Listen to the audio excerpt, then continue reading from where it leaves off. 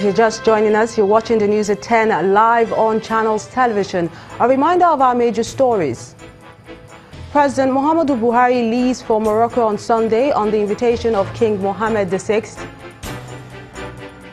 Former Kaduna State Governor Balarabe Musa asked the federal government to prosecute politicians who have a hand in the annulment of the June 12th presidential elections. Internally displaced persons in Benue State cry out over the lack of basic amenities. And U.S. President Donald Trump proposes a removal of trade tariffs in talks in the G7 summit in Canada.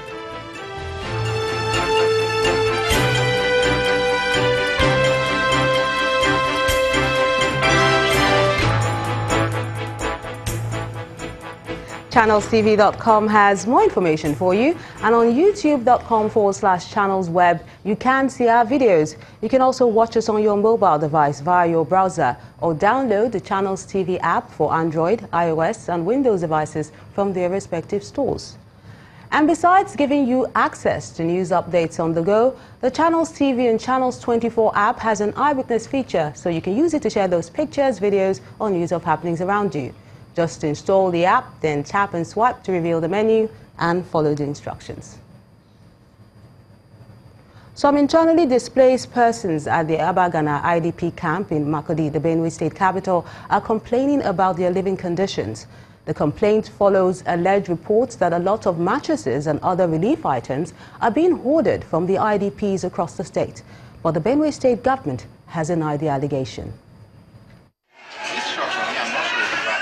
Women, children, and even the elderly sleep on mats at the Abagana IDP camp, built by the Presidential Committee on Disaster Management in the wake of the 2012 flooding. The second block of the project is yet to be completed, as of January 2018, when thousands of people fleeing from herdsmen attacks sought refuge here. The chairman of the internally displaced persons is concerned about the challenges of accommodation. People are suffering so much in this building because the windows are not covered.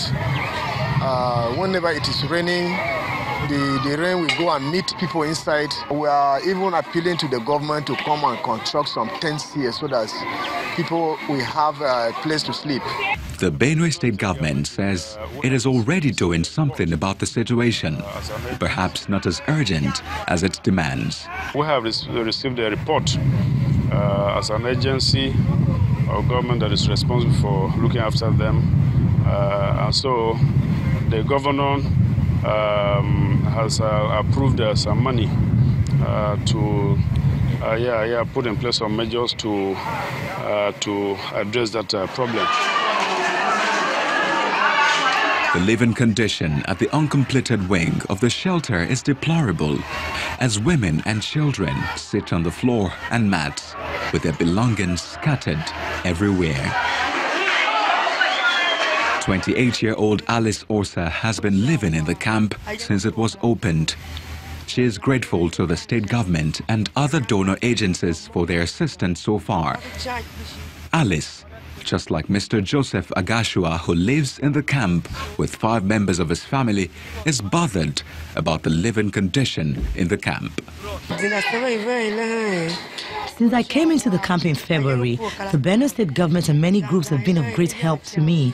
Although we get food and medical supplies, the camp is not a safe place for me and my child. We really need help at the camp here. Sometimes we do sleep on this, as you are seeing here. So really, to say the fact, we are not comfortable in here.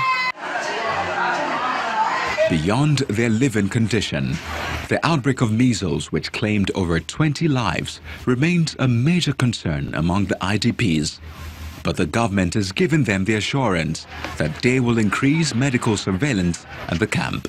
Our medical team has always been on ground, though a few weeks back we had a challenge with the national strike by Jehosu that affected us in a way. But now that the strike is over, the medical team is back to the camp and is doing everything. Investigations from this camp reveals that the average living condition of the over 175,000 IDPs urgently require further attention in the areas of sanitation, pipe-borne water, beddings and food supply to tackle the huge humanitarian crisis. Joining us to discuss the plight of the IDPs in Benue State is the Secretary General of the Nigerian Red Cross Society, Dr. Abubakar Kende. He joins us live from our Abuja studios. Thank you so much for joining us. Thank you for having me. Now, you've heard the people speak, so let's hear from you, from the Red Cross point of view, that is. What's the extent of humanitarian need in Benue State? Yeah, thank you very much for having me. I mean, like it has been mentioned, truly there is urgent need for humanitarian intervention in Benue State. The flooding, compounded by the clashes recently, has actually resulted into having a number of citizens who are actually displaced. And in addition, also there are also some refugees actually from Cameroon again that are also coming in to Benue State. So all this actually necessitates for a kind of concerted effort to be able to alleviate the human suffering in the state. For us as a national society that is being enacted by an act of parliament as auxiliary to the government, particularly in the areas of humanitarian need, I think we have responded in a timely manner to support those people that have been affected with our basic first aid and then with the psychosocial support to actually be able to counsel the people that have been affected. I'm also working closely with our international movement partners, the International Committee of Red Cross and also International Federation of Red Cross and Red Cross Societies. I want to say also clearly that we have also good collaboration with the government, both Benue State government and indeed the federal government, in supporting these people that have been affected by this crisis and the flood disaster. Now, recently there's been an outbreak of measles in one of the camps. How has the Red Cross been able to help contain a further spread? Like you had, we had already planned to ensure that every child under 5 is being immunized for basic, vaccine preventable diseases in all the camps. But this was a little hampered by the current, strike by the Joint Health Workers kind of union. But I think this crisis has already been called off, and we have already started registering all the children under 5s, and I think government is making all effort to provide the required vaccines for the immunization of those children in those camps. Now, do these people have access to immediate medical services? I'm talking about the response time now. Is it as fast as it should be? Well, actually, their immediate medical needs, I will say, have been supported to some extent. But like you observe, actually, the facilities around the camps actually have been stretched. The capacity to cope, to provide the needed service have been stretched. So we are augmenting and supporting that. And we had already had good discussion with the government, particularly the primary health care agency in the state, to support these services. And we have already taken note of the basic drugs requirements in those areas, and I'm very optimistic that this will soon be made available. All the people within the camps will have access to basic healthcare services. Although the environment, where they are living, we have higher congestions, and if you look at the toilet sanitary facilities there, they are all being stretched. And already we are putting efforts together with also additional stakeholders to see that we put in some temporary structures that will guide against outbreak of any disease within the camps. Now, Dr. Kende, what would you say is the major challenge your agency is facing in meeting the humanitarian needs of the people? I think the major challenge actually has to do with the increasing number of IDP.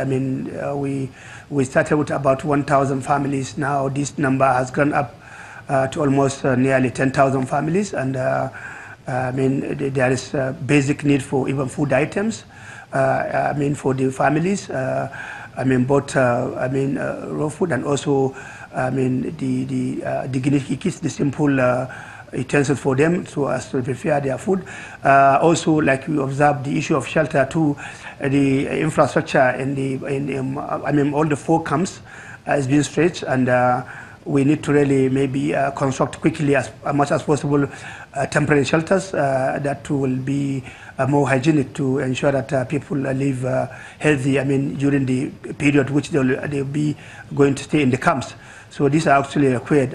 Even beddings and simple mattresses are also needed. I mean, you can see majority of people lying on. I mean, we don't even have adequate mats. So some people on wrappers actually sleeping. So I think all these are needed. But most importantly for us, actually, the issue of ensuring their health and safety is very critical. That's one of the key areas I think we are really making focus on. And then as soon as we got all the additional, medicaments required for these people, then they need to be given the basic food, to ensure healthy nutrition there, so that we also prevent any case of severe acute malnutrition among the IDP camps, particularly children in those areas. So I think these are the key things that we require. We already have had a commitment, and from the governments, both federal and state, to expand the the shelter for the IDPs actually in those areas, and I think very soon that will also soon be overcome. Dr. Abubakar Kende, many thanks for sharing your thoughts with us on the news at 10. To other stories now. The controversy that greeted the proposed water resources bill is raging, and the federal government is insisting that no land will be taken when the water resources bill is passed by the National Assembly. The Minister of Water Resources, Engineer Suleiman Adamu, explains that under the proposed bill, states will retain the control of all riverbanks, while the federal government will remain the custodian of all transboundary rivers between states and other countries. He adds that the bill is only a consolidation of all existing bills in the nation's water sector. It's a consolidation of existing laws.